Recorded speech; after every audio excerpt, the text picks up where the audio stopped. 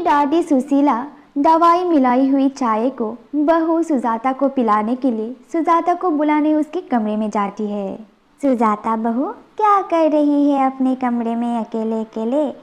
चल मैंने चाय बनाई है, तू और मैं आज एक साथ बैठकर चाय पियेंगे। अपनी दादी सास की इतनी मीठी बातें सुनकर सुजाता को हैरानी तो हुई लेकिन साथ में बहुत खुशी भी हुई। दादी, आपने मेरे लिए चाय बनाई है, यही मेरे लिए बहुत बड़ी बात है। लेकिन दादी, आज मैं आपके साथ बैठकर चाय नहीं पी सकती क्योंकि आज मेरा व्रत है। लेकिन दादी, कल मैं ज़रूर आपके साथ बैठकर एक साथ चाय पीऊँगी और कल चाय मैं बनाऊँगी। सुजाता की ये बात सुनकर दादी सुशीला को मन ही मन बहुत गुस्सा आया, लेकिन मुंह में उन्होंने कहा, ठीक है चल कोई बात नहीं, तो फिर हम कल एक साथ चाय पीते हैं। अब मैं अपने कमरे में जा रही हूँ। आज तो एक आली बच गई, लेकिन कल मैं उसे ये चाय पिला कर रहूँगी और इसे इस घर से भगा कर ही दम लूँगी।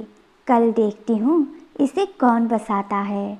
फिर तभी अचानक दादी सुशीला के पूरे शरीर में खुजली होने लगती है और कुछ देर बाद उनका पूरा शरीर लाल लाल धब्बों से भर जाता है। फिर वो जाकर मालिनी को ये बात बताती है। अरे मालिनी बेटा, ये देख मेरे पूरे शरीर में क्या हो गया है, बहुत खुजली हो रही है और पता नहीं लाल लाल कुछ धब्बे हो गए हैं और मेरे शरीर कुछ ठीक नहीं लग रहे, बुखार जैसा भी हो रहा है।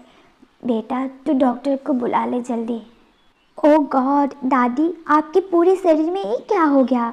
आप ज़रा मुझसे दूर रहिए, कहीं आपसे ये मेरे शरीर में ना फैल जाए। मैं अभी डॉक्टर को फ़ोन करती हूँ। फिर मालिनी फ़ोन करके डॉक्टर को बुलाती है।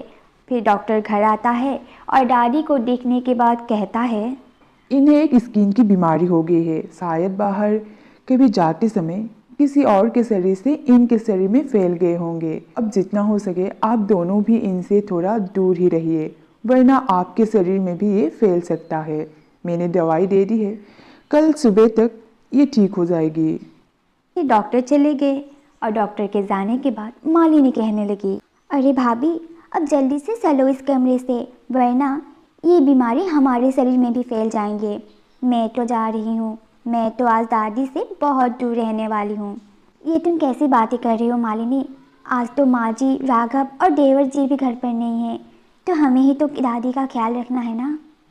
अरे भाभी आपको रखना है तो आप रखो, मैं तो जा रही हूँ। अगर मेरी स्किन में ये सब हो गया तो पता नहीं मैं दिखने में कैसे लगूंगी। ओह माय गॉड, मैं तो जा रही हूँ भाभी। और दादी सुशीला उन दोनों की बातें सुन लेती है। फिर रात भर जागकर सुजाता अपनी दादी सुशीला का ख्याल रखती है।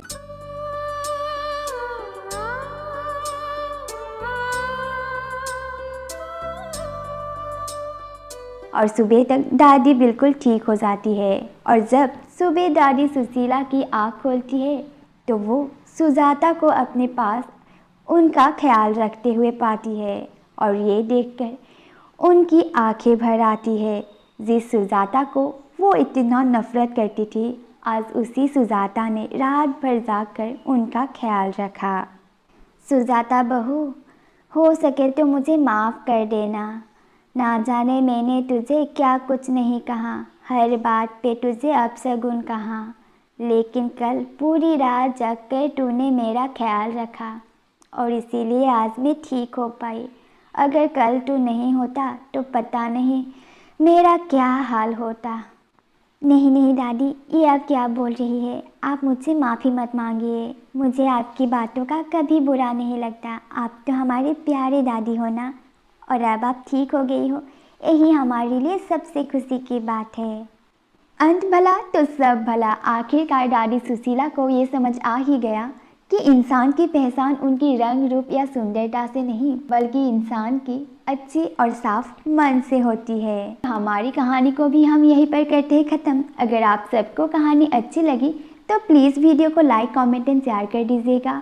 और अगर आप हमारे चैनल पर नए हो तो प्लीज़ चैनल को सब्सक्राइब करके बेल आइकन को ऑल कर दीजिएगा। तो मिलते हैं एक नई वीडियो के साथ, तब तक के लिए बाय बाय।